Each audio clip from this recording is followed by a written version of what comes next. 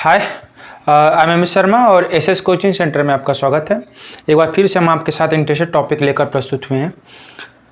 आज हम डिस्कस करने वाले हैं विज्ञान का एक पार्ट है केमिस्ट्री, जो कक्षा 10 के थर्ड पार्ट का है, धातु और अधातु। ठीक है, पहले हम इसकी इम्पोर्टेंस की बात करेंगे कि हमारे बोर्ड के एग्जाम में कितना इसका आता है क्वेश्चंस। फिर उसके बाद हम इस पूरे चैप्टर के बारे में डिस्कस किया जाएगा। बोर्ड में इससे लगभग में आपको 10 क्वेश्चन आपको यहाँ से मिलेंगे, यानी कि 10th क्वेश्चन आपको बोर्ड में एग्जाम में आपको इस तरह से क्वेश्चन आपको मिल जाएगा।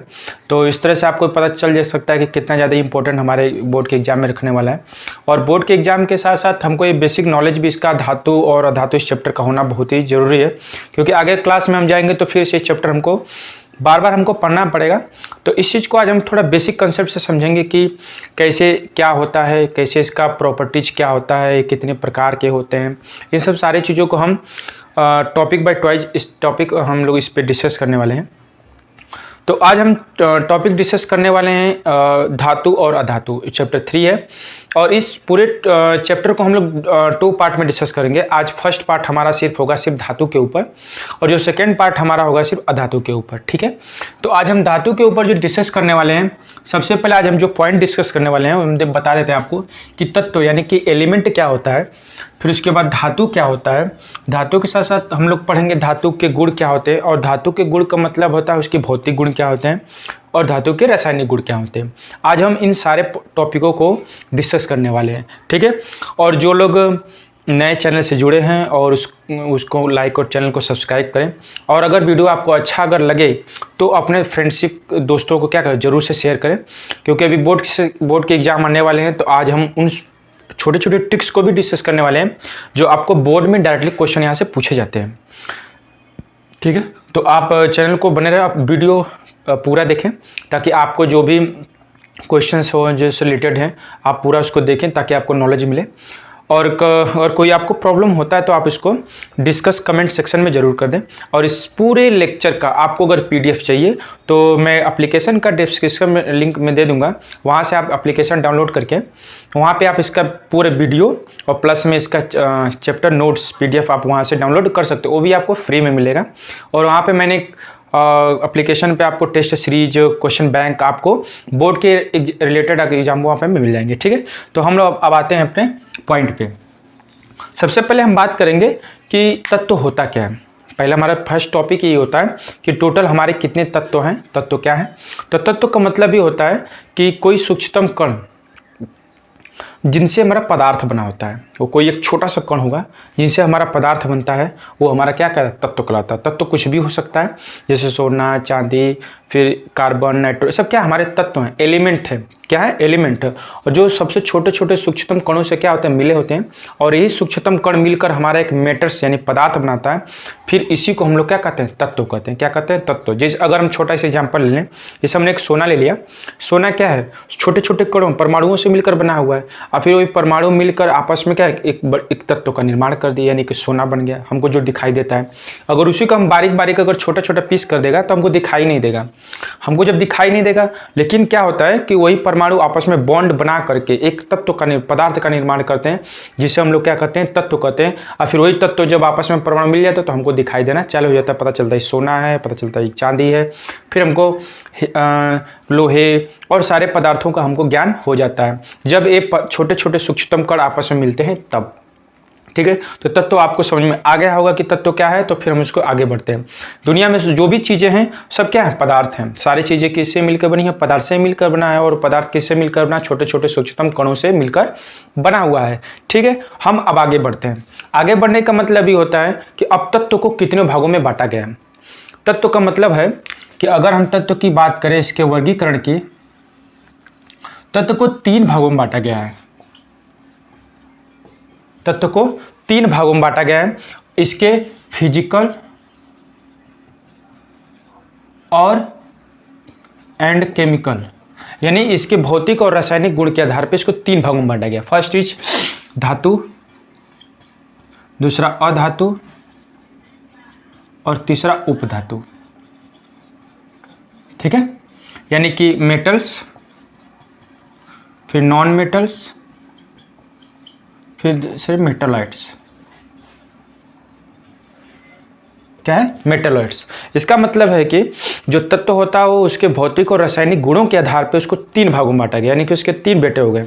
फर्स्ट धातु हो गया, सेकेंड इज अधातु यानी कि नॉन मेटल्स हो गया, थर्ड इज क्या होता है, मेटलॉइड्स यानी कि उपधातु। ठीक है, यानी उपधातु ये होते हैं जिनके अंदर धातु और अधातु दोनों के गुण मौजूद होते हैं, उसको हम लोग क्या कहते हैं, उपधातु। ठीक है, इतना पॉइंट अगर आपको समझ में आ गया तो हम लोग अब आगे डिस्कस करने वाले हैं। तो हम आज सिर्फ धातु के ऊपर डिस्कस करने वाले हैं और धातु के सारी चीज़ें हम डिस्कस करने वाले हैं। धातु की संख्या कितनी पीरियोडिक टेबल में होती है, इनके गुण, भौतिक गुण और विभिन्न चीज़ों से क्रियाओं, अगर किसी अम्ल से क्रिया, क्षार से क्रिया, पानी से क्रिया, ऑक्सीजन से जो क्रिया कराए तो क्या होता, क्या परिवर्तन होता, हम सारी चीज़ को डिस्कस करने वाले हैं। और ये सारे इंपॉर्टेंट क्वेश्चन हैं जो हमारे बोर्ड में एग्जाम में पूछे जाते हैं। ये डायरेक्टली नहीं पूछे जाते हैं, आपको 1 नंबर 2 नंबर में ही क्वेश्चन पूछे जाएं, लेकिन बहुत ही इंपॉर्टेंट है। आज हम उन्हीं क्वेश्चनों को डिस्कस करने वाले हैं जो बोर्ड में आए हुए हैं। ऐसा नहीं कि हम लोग इसको ऐसे ही पढ़ रहे हैं, जो भी क्वेश्चन आज हम लोग डिस्कस करने वाले हैं बहुत ही इंपॉर्टेंट है और बोर्ड के एग्जाम में पूछे गए हैं। तो आज हम लोग सारा सेशन हमारा किसके लिए टारगेट होगा, बोर्ड के एग्जाम के लिए। तो आप ज़रूर से ज़रूर इस वीडियो को शेयर करिए ताकि आपके जैसे दोस्त हैं उसको क्या करें, देखें। ठीक है, तो अभी हम धातु के बारे में अगर बातचीत किया जाए, थोड़ा सा हम तीनों के बारे में रिव्यू ले लेते हैं। अगर हम पीरियोडिक टेबल की बात करें तो टोटल पीरियोडिक टेबल में 180 तत्व हैं, 118 तत्व हैं, जिसमें से 89 हमारा धातु है, 22 हमारा उप अधातु है और 7 हमारा क्या है, उपधातु है। ठीक है, यानी ये हमारे पीरियोडिक टेबल जो होता है, हमारे पीरियोडिक टेबल उसमें 89 हमारा क्या होता है, धातु होता है, 22 हमारा उपधातु होता है, 7 क्या होता है, उपधातु यानी अधातु। यानी ये सब इनकी संख्या टोटल है हमारे पीरियोडिक टेबल में। ठीक है, तो आप ये नोट कर लीजिएगा। अगर आपको नोट्स बनाने में अगर प्रॉब्लम है तो नोट्स आप मत बनाइए, मैं आपको PDF में एप्लीकेशन आप डाउनलोड करें, वहाँ से आप PDF डाउनलोड कर सकते हैं। तो आप सिर्फ कॉन्सेप्ट को समझिए और मेरी पूरी बातों को आप ध्यान से सुनिए, आपको पूरी तरीके से समझ में आ जाएगा। ठीक है, आपको नोट्स करने की जरूरत नहीं है, आपको वहाँ पे PDF नोट्स मिल जाएगा।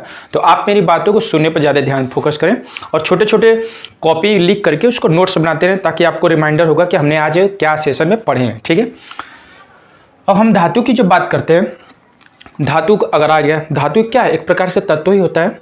तो धातु को अगर सिंपल से अगर डेफिनेशन समझा, धातु क्यों कहा गया, धातु का मतलब ये होता है कि ऐसा तत्व, क्योंकि सारे तत्व के ही तो प्रकार हैं, तो हम तत्व से चालू करेंगे। ऐसा तत्व जो ऊष्मा तथा विद्युत का क्या करता है, चालन करता है। इसका मतलब ये हुआ कि अपने अगर कोई धातु ले लिए तो अगर एक तरफ अगर हीट दिए तो दूसरा तरफ सिरा भी क्या होना चाहिए, हीट हो गया, तो इसका मतलब इसे कहेंगे धातु है। धातु का मतलब ये होता है कि वो अपने अंदर से इलेक्ट्रिसिटी विद्युत प्लस ऊष्मा दोनों का प्रवाह करना चालू कर देता है, उसे हम लोग क्या कहते हैं, धातु। जैसे अगर लोहा अगर हम ले लेते हैं तो लोहा के अगर एक सिरों को अगर हम यहाँ पे गर्म करेंगे तो दूसरा सिरा ऑटोमेटिक कुछ समय के बाद धीरे धीरे क्या होता है, गर्म हो जाता है। इसका मतलब ये होता है कि अपने पूरे तत्व क्या होता है कि हीट इसमें से ट्रांसफर हो रही है, यानी एक जगह से दूसरे तक जा रही है। इसका मतलब ये हमारा क्या हो गया, धातु। क्या हो गया, धातु। ठीक है, इसी तरह से सोना, चांदी, कॉपर, एल्युमिनियम सब क्या है, धातु है। तो धातु की सबसे बड़ी पहचान ये होती है कि ऐसे तत्व जो अपने अंदर से या फिर अपने उस तार से इलेक्ट्रिसिटी और ऊष्मा का क्या करते हैं, चालन करते हैं, वे धातु कहलाते हैं। ठीक है, ठीक है, तो धातु हो गया। तो यानी कि जो ऊष्मा और विद्युत का क्या करता है, अपने अंदर से चालन करता है, वो हमारा क्या करता है, धातु कहलाता है। ठीक है, धातु में एक और प्रॉपर्टी होता है, वो अपने क्या करता है, इलेक्ट्रॉन को क्या करता है, त्यागने की इसके अंदर प्रॉपर्टी होती है। त्याग करके अंदर क्या धनायन बनाता है, क्या करना है, धनायन बनाता है। और इसके अंदर एक फ्री इलेक्ट्रॉन होते हैं जिनके अंदर मुक्त इलेक्ट्रॉन जिसे बोला जाता है, क्योंकि धातुओं के अंदर बस ऐसा गुण पाया जाता है कि उनके अंदर फ्री इलेक्ट्रॉन होते हैं, जिसके वजह से ये अपने अंदर क्या करते हैं, इलेक्ट्रिसिटी या फिर यह हीट का क्या करता है, ट्रांसफर करने में क्या करता है, सहायता करते हैं। अगर इनके अंदर फ्री इलेक्ट्रॉन अगर नहीं होता तो इसमें किसी भी प्रकार का कोई भी विद्युत और हीट ट्रांसफर नहीं होता। तो इनका सबसे बड़ा गुण यही होता है। ठीक है, अब हम पढ़ेंगे धातु के गुण। ठीक है, हमने तत्व पढ़ लिया, तत्व के प्रकार पढ़ लिए, तत्व के प्रकार के बाद हमने थोड़ा सा धातु के बारे में पढ़ लिया। अब धातु का हम गुण पढ़ेंगे। क्या पढ़ेंगे, गुण, कि धातु में से कौन कौन से गुण पाए जाते हैं जिनके वजह से इनको धातु कहा जाता है। ठीक है, ठीक है। तो हम इनके गुण के बारे में बात करेंगे जिसकी वजह से इनको धातु कहा जाता है, ठीक है। तो हम इनके भौतिक गुणों के बारे में डिस्कस करने वाले हैं। भौतिक गुण यानी कि फिजिकल प्रॉपर्टीज, फिजिकल प्रॉपर्टीज, ठीक है। फिजिकल प्रॉपर्टी का मतलब होता है भौतिक गुण, जिसे हम लोग कुछ देख सकते हैं, उसको अपने आप परिवर्तन होते हुए हम लोग उसको देख सकते हैं, उसी को हम लोग भौतिक गुण कहते हैं। और जिस गुण को हम लोग नहीं देख पाते हैं उसे हम क्या कहते हैं, रासायनिक गुण। जैसे अगर हम खड़े हुए हैं, हम कोई सा भी काम कर रहे हैं, हम गोरे हैं, काले हैं, या फिर हमारे पास 2 हाथ है, सर है, पैर, सब क्या हमारे भौतिक हैं, क्या है, भौतिक है। लेकिन हमारे अंदर की जो क्रियाएं हो रही हैं उसको तो हम लोग नहीं देख पा रहे हैं, वो हमारा रासायनिक होता है। यानी जिसको हम लोग देख सकते हैं वो हमारा भौतिक होता है, और जिसको हम लोग छू नहीं सकते, सिर्फ महसूस कर सकते हैं कि हाँ ये परिवर्तन हो गया, वो हमारा केमिकल प्रॉपर्टीज कहलाता है।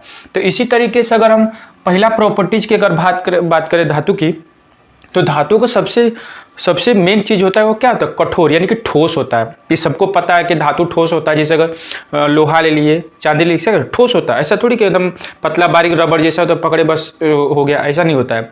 ठोस का धातु का मतलब क्या होता है, ठोस यानी कि नॉर्मल टेम्परेचर पे क्या होता है, ठोस होते हैं, सिर्फ पारा को छोड़ करके। क्योंकि पारा क्या होता है, कमरे यानी कि नॉर्मल टेम्परेचर पे लिक्विड फॉर्म में पाया जाता है।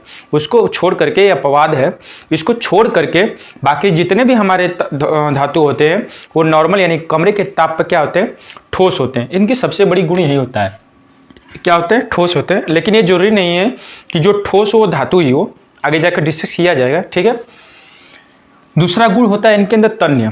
तन्य का मतलब होता है डक्टिलिटी। डक्टिलिटी का मतलब कि ऐसे धातु जिनको आसानी से तार के रूप में कन्वर्ट किए। जैसे कापर होता है, कापर एक धातु है, उसको आसानी से हम लोग तार बना देते हैं। एल्युमिनियम क्या है, वो भी तार बना देते हैं। इसका हम लोग इलेक्ट्रिकल अप्लायंसेस में यूज किया जाता है, घरों में वायरिंग करने के लिए इसका यूज किया। अगर हम इसको आसानी से तार के रूप में अगर परिवर्तित नहीं कर पाते तो क्या फ़ायदा, कुछ भी नहीं फ़ायदा।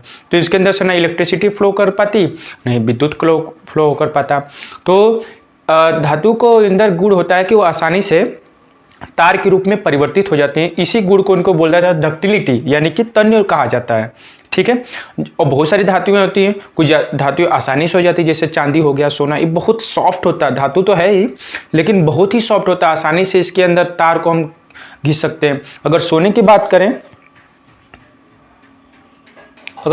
बात करें, तो सोने से हम लोग 1 मीटर तार यानी कि 1 ग्राम अगर सोना ले लें तो 2 किलोमीटर लंबी तार हम लोग क्या कर सकते हैं, बना सकते हैं। अगर 1 ग्राम अगर सोना ले लिए तो 2 किलोमीटर लंबी इसके आसानी से हम लोग तार इसकी बना सकते हैं। ये किसका, सोने का। सोचो इसके अंदर 1 ही ग्राम खाली सोना रहेगा, इसीलिए हम लोग इसी गुण के कारण हम लोग सोने की बहुत बारीक बारीक चेन, फिर उसके ज्वेलरी बनाते हैं, ठीक है। तो ये हमारा होता है तन्यता का गुण। अब आता है अगला गुण होता है आघातवर्धनीयता। इस आघातवर्धनीयता का मतलब क्या होता है, आघातवर्धनीयता का मतलब होता है मेलेबिलिटी। इसका मतलब ये होता है कि कोई धातु है वो आसानी से अगर उसको हम लोग पीटने पे क्या होता है, फैल करके एक चादर बन जाए यानी कि प्लेट बन जाए। इस तरह के गुण को हम लोग बोलते हैं मेलेबिलिटी। क्या बोलते हैं, मेलेबिलिटी। जैसे अगर हमारे पास एक लोहा होता है, लोहा का हम लोग पीट के उसका एक चादर बनाते हैं, जिसकी वजह से बॉक्स बनते हैं, कंटेनर बनते हैं। अगर इनके अंदर अगर ये गुण ऐसा नहीं होता तो हम लोग कुछ भी नहीं बना पाते। ना आज हमारे पास कोई कंटेनर होता, ना हमारे पास कोई बॉक्स होता, नहीं कोई और भी धातु की कोई हमारी चीज़ होती जो स्टोरेज का काम करती, ठीक है। तो ये इनके अंदर गुण पाया जाता है कि आसानी से इनको अंदर पीटने पे, चोट पहुंचाने पे ये चादर के रूप में आसानी से परिवर्तित हो जाते हैं। बाई चांस अगर किसी ऐसे धातु हैं जिनको गर्म करके किया जाता है लेकिन चादर के रूप में परिवर्तित हो जाते हैं, इनके गुण को हम लोग कहते हैं आघातवर्धनीयता यानी कि मेलेबिलिटी। अब अगला हमारा भौतिक गुण आता है चमक। इसका मतलब ये होता है कि इनके अंदर चमक होती है। जैसे सोना दूर से ही चमकता है, चांदी चमकता है। अगर लोहे के अगर अच्छी से पॉलिश कर दी जाए तो इसको क्या करता है, चमकना चालू कर। ऐसा है नहीं कि हर चीज़ जो चमक रही है वो धातु ही हो। जैसे हीरा तो चमकता है लेकिन धातु तो होता नहीं है, ठीक है। तो हमको इस थोड़ा सा ऐसे हैं जो हमको इस पर ध्यान देना चाहिए। लेकिन ऐसा नहीं कि हर चीज़ चमकता सोना होता है, ऐसी बात नहीं है। लेकिन हाँ, इसके अंदर धातु की गुण ऐसा होता है कि चमकते हैं, ठीक है। अब आते हैं हम अगले पॉइंट पे, घनत्व। घनत्व का मतलब ही होता है कि जिसके अणु पास हो, कम जगह में ज़्यादा अणु हो, वहाँ पे क्या करेंगे, घनत्व ज़्यादा होगा। जैसे मान लेते हैं कि छोटा सा एरिया है, 1-2 फैमिली रहता है, छोटा छोटा घर है।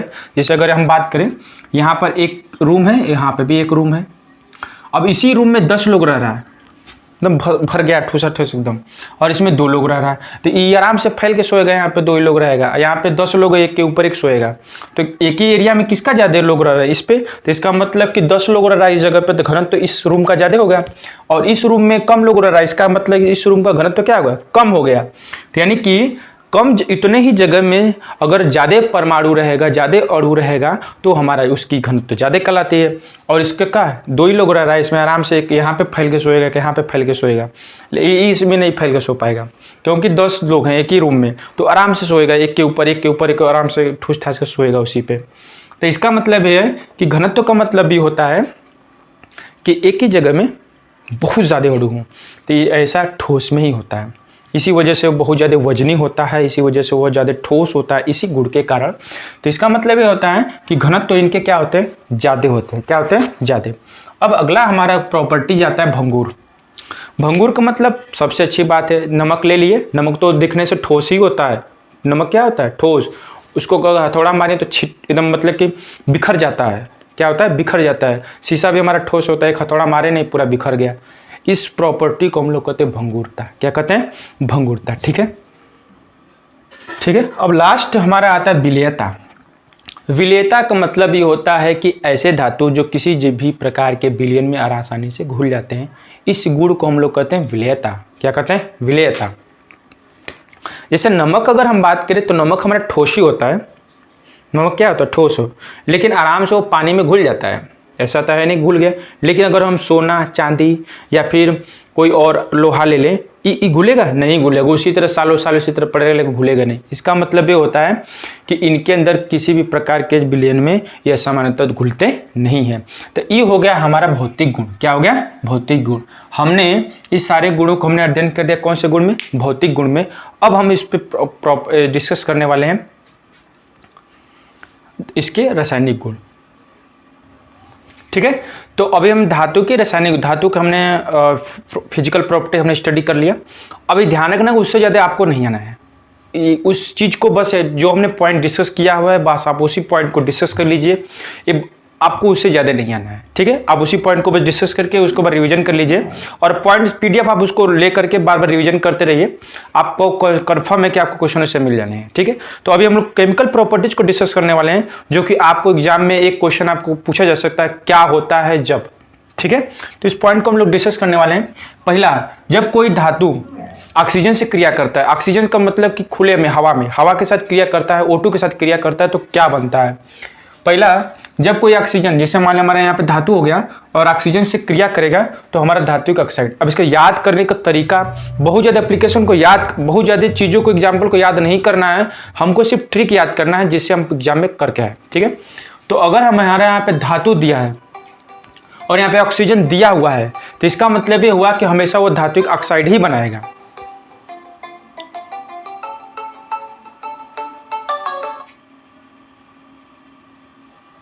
ठीक है, तो वो धातु ऑक्साइड ही बनाएगा। यानी कि जब कोई धातु ऑक्सीजन से क्रिया करेगा तो क्या बना, धातु ऑक्साइड। एक फार्मूला है, बस आप इसको याद कर लीजिए, बाकी सब काम कंप्लीट हो जाएगा। 5-6 प्रॉपर्टीज, केमिकल प्रॉपर्टीज हमको याद करनी, बहुत ज़्यादा याद नहीं करनी है। 5-6 प्रॉपर्टीज हमको मेन जो है हम उस चीज़ को डिस्कस कर लेंगे, इन्हीं में से आपको मिल जाएगा। ठीक है, तो धातु हमारे यहाँ पे हो गया और ऑक्सीजन से क्रिया करेगा तो हमारा क्या बनेगा, धात्विक ऑक्साइड। कभी कभी पूछा जाता है कि जब कोई धातु ऑक्सीजन से करती है तो उसका जलीय विलयन कैसा होता है। तो हम आपको बता दें कि इसका जलीय विलयन कैसा होता है, क्षारीय होता है, जो लाल लिटमस पेपर को क्या करता है, नीला कर देता है। क्या करता है, नीला कर देता है। ठीक है, तो अब इस पॉइंट को आप देखिए, ये धातु हो गया प्लस ऑक्सीजन हो गया, यानी कि यहाँ पे एक फॉर्मूला लिखा हुआ है 4M, जहाँ पे M का मान क्या हो सकता है, सोडियम हो सकता है, कैल्शियम हो सकता है, पोटेशियम हो सकता है, आयरन हो सकता है। इस सोडियम धातु है, धातु में के M की जगह पे कोई हम लोग रख सकते हैं, तो इक्वेशन हमारा वही बनेगा 4M + O2, यानी कि 2M2 यहाँ पे बनेगा। अगर इसको समझने के लिए कोशिश यहाँ पे अगर इक्वेशन लिखा जाए तो यहाँ पे हो जाएगा 4Na + O2 = 2N2O। ठीक है, ये हमारा क्या बन जाएगा, धात्विक ऑक्साइड बनेगा। क्या बनेगा, धात्विक ऑक्साइड हमारा यहाँ पे बन जाएगा। तो ये एक प्रॉपर्टी क्लियर हो गया, जब कोई धातु ऑक्सीजन के साथ क्रिया करता है तो धात्विक ऑक्साइड ही बनाता है। ये इसका फॉर्मूला हमको याद कर लेना था। और इसका जलीय विलयन कैसा होता है, क्षारीय होता है। फर्स्ट। सेकेंड पॉइंट होता है जब कोई धातु हाइड्रोजन से क्रिया करता है, तो हाइड्रोजन से जब कोई धातु क्रिया करता है तो क्या बनाता है, हमेशा धातु हाइड्राइड बनाता है। क्या बनाता है, हाइड्राइड। अब इसको समझने वाले फॉर्मूले से देखा जाए कि जब कोई हाइड्रोजन क्रिया करता है किससे, धातु से, तब भी हमारा क्या बनेगा, हाइड्राइड बनेगा। यहाँ 2Na सॉलिड हो गया, यहाँ पे हाइड्रोजन गैस हो गया, और दोनों मिलके क्या बनाएंगे, 2NaH, यानी कि सोडियम हाइड्राइड बनाएंगे। क्या बनाएंगे, सोडियम हाइड्राइड। यहाँ पे सोडियम की जगह कोई सा भी धातु ले लेंगे तो हाइड्राइड ही बनाएगा। ठीक है, दो क्लियर आपको हो गया होगा। थर्ड क्रिया की अगर हम बात करें तो थर्ड में क्या होता है कि जब कोई धातु पानी के साथ क्रिया करता है, किसके साथ, पानी के साथ क्रिया करता है, यानी कि H2O के साथ क्रिया करता है, तो वो हमेशा क्या बनाता है, हाइड्राइड बनाता है। क्या बनाता है, हाइड्राइड, हाइड्रोक्साइड बनाता है। जैसे अगर हम यहाँ पे फॉर्मूले की अगर बात किया जाए तो 2m प्लस H2O, ये H2O यहाँ पे लिक्विड हो जाएगा, और प्लस 2MOH एक्वा बनेगा, प्लस H2O प्लस हाइड्रोजन, यानी कि इसमें हीट भी आपको थोड़ी मोड़ी मिल जाएगी।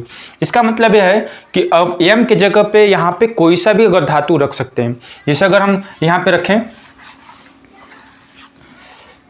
2m सॉलिड, इसके जगह पे हमको रखना है कोई सॉलिड ले लिए धातु, तो 2Na प्लस H2O यहाँ पे बन जाएगा 2NaOH प्लस हाइड्रोजन, और प्लस यहाँ पे क्या बन जाएगा, हीट। ठीक है, यहाँ पे 2:2, यानी बैलेंस, यहाँ पे केमिकल बैलेंस करने के लिए हमने यहाँ पे 2:2 लिख दिया। 2 नाइट्रोजन यहाँ पे 2 सोडियम हो गया, और 2 ऑक्सीजन यहाँ पे हो गया, और 2 दोनों के 4 हाइड्रोजन, 2 4 हाइड्रोजन हो गया। ठीक है, यानी कि कोई भी अगर धातु अगर पानी के साथ क्रिया बनेगा तो हाइड्रोक्साइड ही बनाएगा, और यहाँ पे हमको सोडियम हाइड्रोक्साइड मिल रहा है, जो कि एक क्या है, क्षार है। क्या है, क्षार है। इस बात को हमेशा ध्यान रखना है। और इसमें से हाइड्रोजन गैस भी आपको निकलेगी, और हाइड्रोजन गैस से निकलेगी, उसके साथ साथ हमको हीट भी निकलेगा। ये सबसे अच्छी प्रॉपर्टी होती है कब, जब कोई धातु पानी के साथ क्रिया करता है तब। ठीक है, अब अगली प्रॉपर्टी की अगर हम बात करने चलें तो जब कोई धातु अम्ल के साथ क्रिया करता है, जब कोई धातु किसके साथ करता है, अम्ल के साथ क्रिया करता है, तो हमको क्या बनाता है, सल्फेट बनाता है। क्या बनाता है, सल्फेट, धात्विक सल्फेट बनाता है। धात्विक सल्फेट बनाता है, क्या बनाता है, धात्विक सल्फेट बनाता है। इस गुण को अगर हम देखने की कोशिश करें तो यहाँ पे M H2SO4 M2SO4 plus hydrogen, और इसमें हाइड्रोजन गैस भी आपको मिल सकती है। ये हो गया हमारा फॉर्मूला।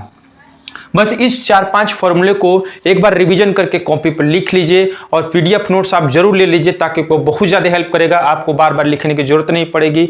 बहुत ही अच्छी राइटिंग, हैंड राइटिंग में नोट्स बना हुआ है, एप्लीकेशन पे डाउनलोड करिए, और वहाँ पे जाकर फ्री नोट्स आपको मिल जाएगा। ठीक है, आप बस इस चीज़ को कॉन्सेप्ट सही से सीखिए कि कैसे एप्लीकेशन इसको याद किया जाएगा, और बता रहे हैं बहुत अच्छी तरीके से आपको यहाँ पर सिखाया जा रहा है। तो इस चीज़ को सीखिए, और अगर वीडियो अच्छा लग रहा है तो आप अपने दोस्तों को भी बहुत ज़्यादा शेयर करिए। ठीक है, और चैनल को सब्सक्राइब जरूर कीजिएगा, और जो चैनल पे नए आए हुए हैं तो अगर वीडियो आपको अच्छा लग रहा है तो। ठीक है, अब अगर हम यहाँ पे कोई अगर धातु अम्ल के साथ क्रिया कर रहा है, तो यानी कि कोई यहाँ पे M के जगह पे कोई सा भी धातु हो सकता है, इस चीज़ को आप ध्यान रखिए। और यहाँ पे H2SO4 अम्ल है, यहाँ पे H2SO4 भी हो सकता है। ठीक है, तो इसके साथ जैसे हम लोग क्रिया कराएंगे तो M2SO4, यहाँ पे M2 की जगह पे कोई सा भी हम ले लेते हैं एक समीकरण के द्वारा। अगर हम इसको देखें, sodium Na plus H2SO4 plus क्रिया करेगा तो क्या बनाएगा, Na2SO4 प्लस हाइड्रोजन। यहाँ पे 2 सोडियम है, यहाँ पे 2 सोडियम कर देंगे, ये हमारा क्या बन गया, सोडियम सल्फेट। क्या बन गया, सोडियम सल्फेट बना। क्या बना है, सोडियम सल्फेट। इसका मतलब ये होगा कि जब भी कोई धातु सल्फ्यूरिक अम्ल के साथ क्रिया बनाएगा तो हमेशा धातु सल्फेट ही मिलेगा। ठीक है, और प्लस हमको हाइड्रोजन गैस मिल जाएगी। ये है हमारा क्या, केमिकल प्रॉपर्टीज किसका, धातु का, यानी कि मेटल्स के धातु। पहले हमने पढ़ा ऑक्सीजन के साथ क्रिया, दूसरा हमने पढ़ा हाइड्रोजन के साथ क्रिया, तीसरा हमने पढ़ा जल के साथ क्रिया, चौथा हमने पढ़ा किसी भी अम्ल के साथ क्रिया। ठीक है, ठीक है, धातु का हमने यहाँ पे किससे क्रिया, सल्फ्यूरिक अम्ल से क्रिया कराएं। अब सेम टू सेम अगर एक अम्ल की बात करें, हाइड्रोक्लोरिक अम्ल से क्रिया कराएंगे। जब किसी धातु का हाइड्रोक्लोरिक HCl, एग्जाम में पूछा गया था पिछली बार, इस चीज़ को आप ध्यान रखिए। जब किसी धातु का हाइड्रोक्लोरिक अम्ल के साथ क्रिया कराया जाता है तो हमेशा हमको मिलेगा धातु लवण मिलेगा। क्या मिलेगा, धातु लवण। और यहाँ पे धातु कोई सा भी हो सकता है, सोडियम, पोटेशियम, कैल्शियम, कुछ भी हो सकता है। तो यहाँ पे अगर हम लिखने की बात करें सोडियम प्लस HCl, तो यहाँ पे क्या मिलेगा, NaCl, अब प्लस क्या मिलेगा, हाइड्रोजन। यहाँ पे 2 कर देंगे, यहाँ पे हो जाएगा NaCl2, यहाँ पे भी 2 करना पड़ेगा, यहाँ पे हमको मिलेगा 2NaCl, यानी कि हमको क्या मिलेगा, यहाँ पे धात्विक लवण मिलेगा। अगर इसी पे अगर हम कैल्शियम रख देंगे,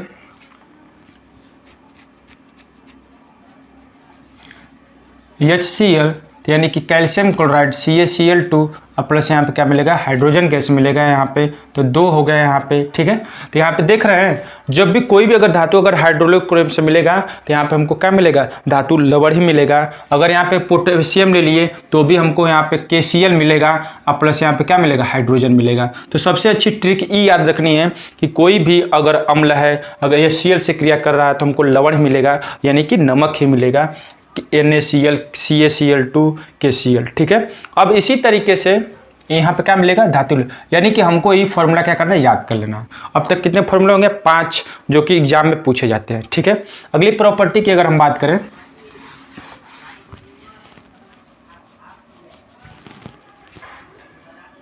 ठीक है, अगली प्रॉपर्टी की हम बात करते हैं कि जब कोई धातु नाइट्रिक अम्ल से क्रिया करेगा, किससे, नाइट्रिक अम्ल से। नाइट्रिक अम्ल का फॉर्मूला होता है HNO3, कितना होता है, HNO3, तो हमेशा धातु का नाइट्रेट ही बनाएगा, क्या बनाएगा, धातु नाइट्रेट ही बनाएगा। यहाँ पे देख रहे हैं धातु प्लस HNO3, यहाँ पे धातु नाइट्रेट और यहाँ पे हाइड्रोजन गैस मिलेगी, और यहाँ पे धातु के जगह पे हम लोग मैग्नीशियम, सोडियम, कैल्शियम कुछ भी रखेंगे, हमको वहाँ पे धातु नाइट्रेट ही मिलेगा। अच्छा, ये ध्यान देने वाली बात यह है कि हमने H2SO4 के साथ रिएक्शन कराया, HCl के साथ रिएक्शन कराया, और हमने यहाँ पे HNO3 यानी नाइट्रिक अम्ल के साथ रिएक्शन कराया। हमको तीनों केस में हमको हाइड्रोजन गैस यहाँ पे मिल रही है। बात समझ में आ रही है कुछ, ठीक है। यानी कि हाइड्रोजन गैस, अगर ये ध्यान रखने वाली बात है कि अगर आपसे पूछा जा सकता है कि क्वेश्चन में कि जब कोई धातु किसी अम्ल के साथ क्रिया करता है तो कौन सी गैस निकलती है, तो ये हमको हमेशा याद रखना है कि हाइड्रोजन गैस निकलती है, ठीक है। ये बात याद रहेगा, जब कोई अम्ल धातु से क्रिया करती है तो हमको क्या मिलता है, हाइड्रोजन गैस मिलती है, ठीक है, ठीक है। अगर हम धातु की क्रियाशीलता का अगर क्रम देखा जाए तो यहाँ पे हमने एक टेबल बनाया हुआ है, आप ध्यान से इसको देखिए कि अगर जो धातुएं हाइड्रोजन से ऊपर रहेंगी, कहाँ रहेंगी, हाइड्रोजन से अगर ऊपर यानी एवव रहेंगे, तो इसका मतलब होता है वो उसे कहेंगे एक्टिव मेटल्स, यानी कि वो सक्रिय धातु कहलाती हैं। और हाइड्रोजन से जो नीचे धातुएं रहती हैं उन्हें हम लोग कहते हैं अक्रिय धातु, यानी कि कम क्रियाशील होती हैं। जैसा कि मैंने पहले आपको बताया है कि Au, Ag, Hg और यहाँ पे कॉपर, ये बहुत ही कम क्रियाशील होते हैं, इनके क्रियाशीलता का यहाँ पे क्रम लिखा हुआ है। और हाइड्रोजन के ऊपर भी अगर हम जाएंगे ऊपर तो ये भी क्या हुआ, क्रियाशीलता का बढ़ता हुआ क्रम लिखा गया है, ठीक है। तो ये सब चीज़ें हमको पॉइंट नोट कर लेनी है कि कौन सी धातुएं ज़्यादा क्रियाशील होती हैं, कौन सी धातुएं कम क्रियाशील होती हैं, ये सब सारी चीज़ें हमसे पूछा जाता है एग्जाम में। और इसी सब से अगर ये सब टेबल अगर हमारे पास अगर याद रहेगा तो इन सब की सहायता से हम बहुत अच्छी तरीके से केमिकल रिएक्शन को क्या कर सकते हैं, समझ सकते हैं। तो ये हमारा था, हमने आज जो भी पॉइंट हमने डिस्कस किया थोड़ा सा इसको ब्रीफ में लेते हैं। हमने सबसे पहले तत्व को डिस्कस किया कि तत्व क्या होते हैं, फिर तत्व को कितने पार्टों में बांटा गया, हमने इस पॉइंट को डिस्कस किया हुआ है। फिर उसके बाद हमने धातु पढ़े, धातु क्या होता है, धातु का हमने भौतिक गुण पढ़ा, फिर धातु के हमने उसको केमिकल प्रॉपर्टीज को पढ़ा, और हमने धातु के क्रियाशीलता का क्रम भी पढ़ा कि कौन से धातु ज़्यादा क्रियाशील होंगे, कौन से धातु कम क्रियाशील होंगे। अगर आपको ना हो तो इस पॉइंट को आप नोट कर लीजिएगा या फिर स्क्रीनशॉट करके रख लीजिएगा, या फिर आप वीडियो को बार बार देखिए। एक क्वेश्चन आपसे इसमें पूछा जाता है, अब तो 20 क्वेश्चन आपको साइंस में आपको क्वेश्चन पूछे जाएंगे, तो एक एक नंबर के क्वेश्चन पे भी आपको बहुत ज़्यादा फोकस करना पड़ेगा। तो ये सब सारी चीज़ें आपको बहुत ज़्यादा हेल्प करने वाली हैं, तो इन सब चीज़ों को बहुत ध्यान रखिएगा। और हम अगले पार्ट में आज के लिए बस इतना ही, और वीडियो हम अधातु को लेकर ले आएंगे अगले पार्ट में। तब तक के लिए थैंक यू, और चैनल को लाइक और सब्सक्राइब जरूर कीजिएगा अगर अच्छा लगे तो। फिर अगर आपको कोई भी अगर शीर्ष पॉइंट से अगर प्रॉब्लम है तो आप मुझे कमेंट सेक्शन में ज़रूर लिखिएगा, आपको 24/7 आपका सोल्यूशन मिल जाएगा, ठीक है। Thank you.